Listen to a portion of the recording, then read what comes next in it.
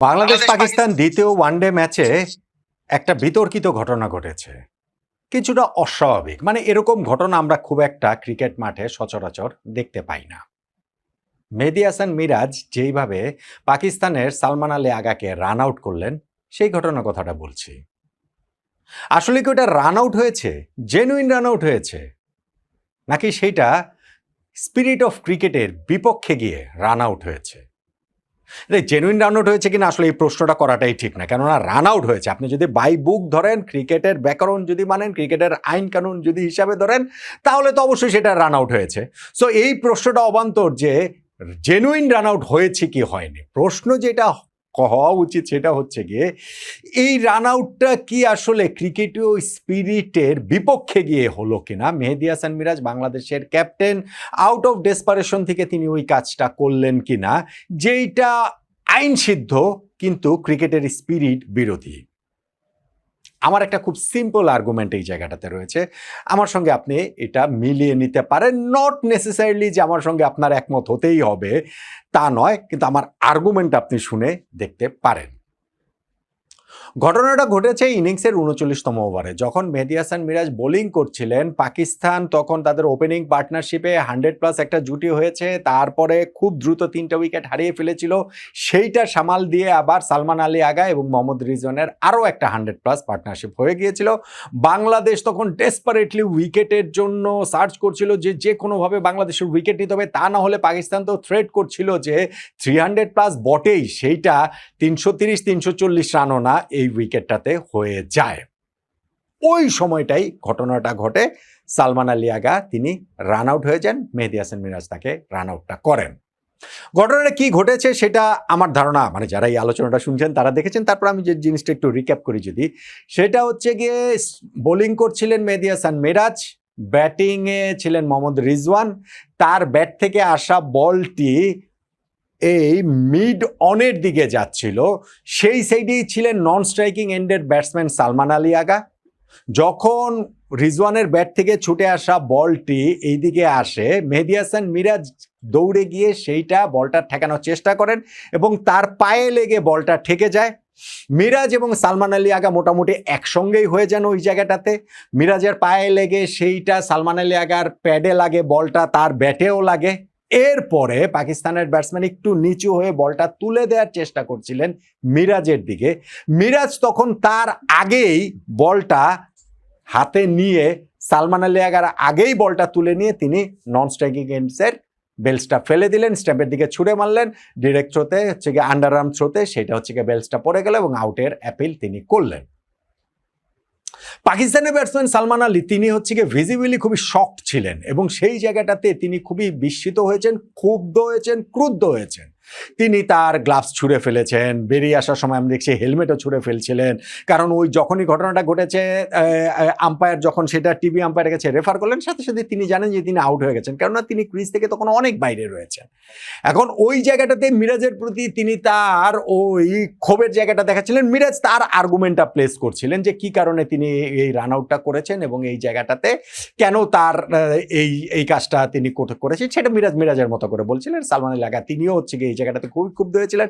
মোহাম্মদ রিজওয়ান তিনিও ওই জায়গাটাতে জয়েন করলেন। আমরা দেখছিলাম যে লিটন দাসের সঙ্গেও একটা লাগালাগি হয়ে যাওয়ার মতো অবস্থা হয়েছিল এবং কথা কাটাকাটির মতো অবস্থা হয়েছিল এবং সেই জায়গাটাতে ওই শেষ পর্যন্ত যখন থার্ড আম্পায়ারের কাছে গিয়েছে, থার্ড আম্পায়ারের কাছে তো আসলে অন্য কোনো অপশন ছিল না, যেহেতু ওই বাইরেই ছিলেন অনেকটাই ওইখানে সালমান আলী আগা। ফলে তিনি রান আউট হয়ে গেছেন এবং বেরিয়ে যাওয়ার সময় তিনি তার ক্রোধটা প্রকাশ করেছেন।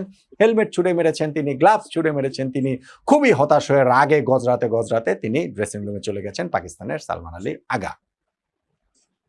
এখন আলোচনাটা আসছে কিসের জন্য, স্পিরিট অফ ক্রিকেটের কথাটা আসছে কিসের জন্য, মিরাজের এই কার্যক্রমটা স্পিরিট অফ ক্রিকেটের বিরুদ্ধে গিয়েছে কিনা, এই আলোচনাটা আসছে কি কারণে?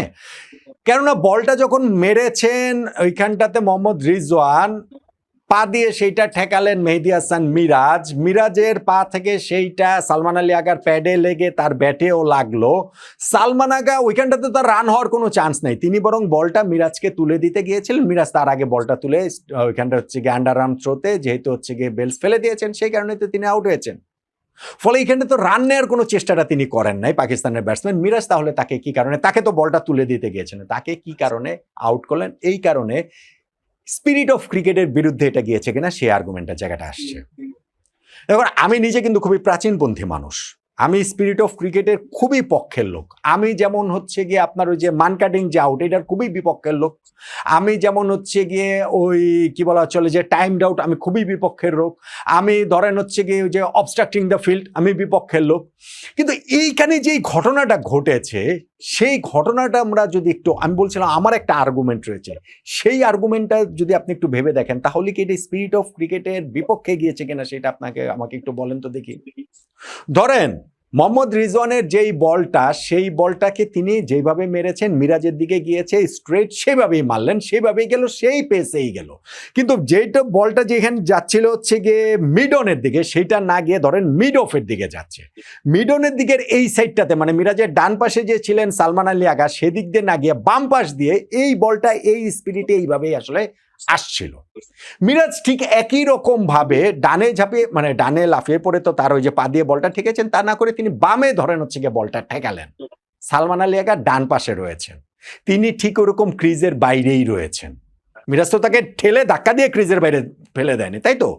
সো বলটা যদি এই মিরাজের ডান পাশ দিয়ে না এসে বাম পাশ দিয়ে আসতো, রিজওয়ানের মিডনের দিকে না গিয়ে মিড অফের দিকে আসতো, এবং এই ডান পাশটাতেই নন স্ট্রাইকিং এন্ডের ব্যাটসম্যান সালমান আলী আগা থাকতেন, ক্রিজের বাইরেই থাকতেন, এবং মিরাজ এই সাইড থেকে বলটা যদি এভাবে গ্যাদার করতেন, তখন সালমান আলী আগা কি করতেন? তিনি কি তখন ক্রিজে ফেরার চেষ্টা করতেন, নাকি তিনি ওইখানে দাঁড়িয়ে থাকতেন, বা ওই সাইড থেকে এই পাশে এসে মিরাজকে বল তুলে দেওয়ার চেষ্টা করতেন? এই পাশে এসে তার বল তুলে দেওয়ার চেষ্টা করতেন না, ঠিক আছে, এটা আমরা আর্গুমেন্ট থেকে বাদ দিয়ে দিলাম। তিনি কি ক্রিজে ফেরার চেষ্টা করতেন কি করতেন না? বলটা এই পাশে না এসে যদি ওই পাশে থাকতো, মিরাজের ডান পাশে না এসে যদি মিরাজের বাম পাশ দিক দিয়ে যেত, সালমান আলী আগা ডেফিনেটলি ক্রিজে ফেরার চেষ্টা করতেন। কারণ তিনি জানতেন যে ক্রিজে যদি তিনি না ফিরতে পারেন, তাহলে তিনি রান আউট হয়ে যাবেন, মিরাজ রান আউটের চেষ্টাটা করবেন। সো যখন বলটা তার দিকে আসলো, যেই ঘটনাটা ঘটেছে, সেখানে তিনি ক্রিজে ফেরার চেষ্টাটা কেন করেন নাই? তিনি মিরাজের উপরে কেন তার ওইখানটাতে মনে হচ্ছে, ভাই তিনি তো ক্রিজের বাইরে আছেন, তিনি ক্রিজের ভিতরে থেকে তারপরে যদি তিনি বলটা মিরাজকে দেওয়ার চেষ্টাটা করতেন, আমি মেনে নিতাম, হ্যাঁ ঠিক আছে সেটা করলেন। কিন্তু তিনি ক্রিজের বাইরে রয়েছেন, এবং সেইখানটাতে মিরাজ একটা মানে তার পা দিয়ে বলটা ঠেকিয়েছে, পা দিয়ে যদি বলটা না ঠেকে তো বলটা যদি মিডন পেরিয়ে লগনের দিকে চলে যেত, তাহলে তো তার রান নিতেন না, অবশ্যই রান নিতেন। সো এইখানটাতে মিরাজের এই ব্রিলিয়ান্ট যে এফোর্টটা, এবং যখন তিনি দেখলেন যে সালমান আলী আগা তিনি ক্রিজের বাইরে রয়েছেন, আনাম স্রোতে তিনি রান আউট করে দেওয়ার চেষ্টাটা তিনি করবেন না। এবং সেই কারণেই আমার কাছে এইটা, আমি আবারও বলছি, আমি স্পিরিট অফ ক্রিকেটের ভীষণ রকম পক্ষের লোক, আমি ভীষণ রকম প্রাচীনপন্থী লোক, কিন্তু সালমান আলী আগা যেটা করেছেন সেইটা আমার কাছে মনে হচ্ছে তার ব্রেইন ফেড হয়ে গিয়েছিল। আমার কাছে মনে হচ্ছে তিনি ওই সময় নির্বুদ্ধিতার পরিচয় দিয়েছেন, ক্রিকেটেও নির্বুদ্ধিতা। তার কাজ বল তুলে দেয়া না, তার কাজ ক্রিজে ফেরা। এবং আমি বলছি যে বলটা যদি অন্য পাশে যদি যেত, মিরাজ যদি ঠিক একইভাবে ফিল্ডিং করতেন, সালমান আলী আগা ক্রিজে ফেরার চেষ্টাটা করতেন, কারণ ওইটাই তার প্রাইমারি কাজ, বল তুলে দেওয়াটা তার কাজ না। ফলে ওই জায়গাটাতে সালমান আলী আগা আমার মনে হয়েছে যে তিনি তার ব্রেইন ফেড হয়েছিল, তার ওই জায়গাটাতে তিনি কি করবেন বুঝতে পারেন নাই, সেই জন্য গিয়ে তিনি এরকম ভাবে রান আউট হয়ে গিয়েছেন, এবং সেইখানটাতে মিরাজের উপরে স্পিরিট অফ ক্রিকেটের এগেনস্টে গিয়ে কাজ করেছেন, এরকম একটা দোষ চাপানোর চেষ্টা করেছেন। এবং আমি জানি যে এটার সঙ্গে অনেকেই হয়তোবা একমত হবে, ঠিক আছে, সেই দৃষ্টিভঙ্গি থাকতে পারে, আমার তাতে কোনো আর্গুমেন্ট নেই। কিন্তু আমার আর্গুমেন্টটা হচ্ছে কি, যেটা আমি শুরুতেই বলছিলাম, যে খুব প্লেন অ্যান্ড সিম্পল, যে বলটা যদি ডান পাশে না এসে বাম পাশে আসতো, সালমান আলী আগা যদি ঠিক এরকমই ক্রিজের বাইরে থাকতেন, তাহলে কি তিনি ক্রিজে ফেরার চেষ্টা করতেন, নাকি ওইখানে দাঁড়িয়ে দাঁড়িয়ে তিনি দেখতেন মিরাজ কি করে? সো ওইখানে যেহেতু তিনি ক্রিজে ফেরার চেষ্টা করতেন, নইলে মিরাজ রান আউট করে দিলে তো আর এটা নিয়ে বিতর্ক কিছু হতো না। সো এইখানটাতেও যখন তিনি ওই ক্রিজের বাইরে ছিলেন, তার প্রথম কাজ ছিল ক্রিজে ফেরার চেষ্টাটা করা।